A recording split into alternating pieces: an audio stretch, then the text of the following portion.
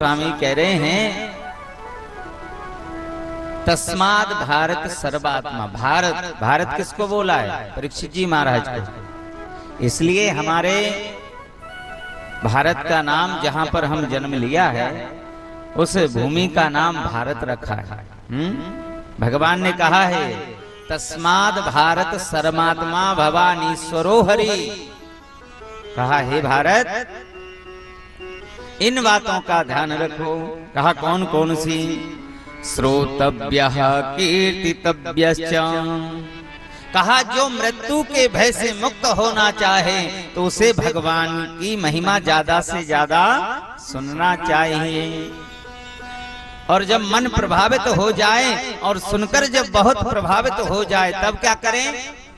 कीर्ति को गाएं। भाई जब जिस चीज का हम श्रवण कर लेंगे, किसी की जीवन परिचय हम परिचय उसका हो जाता है, तो हम उसका पूरा परिचय देंगे कि ये व्यक्ति यहाँ से आया और यहाँ का रहने वाला है, तभी हम उसका परिचय दूसरे को दे पाएंगे, नहीं तो नहीं दे पाएंगे। तो कहा महाराज पहले सुनो और फिर उसका गायन करो, और गाने के बाद फिर क्या करो? लोगों में इसका प्रचार करो।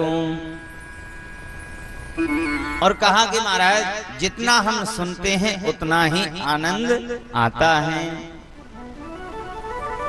तो सुखदेव स्वामी ने कहा महाराज आपने क्या कहा? म्रियमाणस्य किम कर्तव्यम, कि मरने वाले को क्या करना चाहिए, और मुझे 7 दिन में मरने का श्राप है, तो ये बताओ। तो कहा महाराज अरे अब क्यों घबराते हो? जब एक मुहूर्त में महाराज खटवांग ने मुक्ति पाली तो क्या तुम 7 दिन में मुक्ति नहीं पा पाओगे? महाराज तो गदगद हो गए, और गदगद होकर के मृत्यु का तो भय तुरंत भाग गया। इतने ऋषि मुनि बैठे थे, परीक्षित ने प्रश्न किया तो मरने वाले को क्या करना चाहिए, सब एक दूसरे का मुंह देखने लगे कि ये क्या प्रश्न कर लिया कि मरने वाले को क्या करना चाहिए।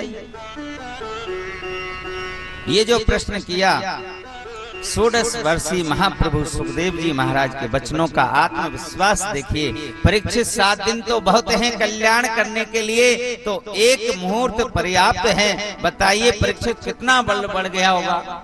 अब जैसे हम किसी मरीज से पूछें, जैसे हमारे कोई किसी रिलेशन में कोई मरीज हो और हम अगर उससे पूछें भैया,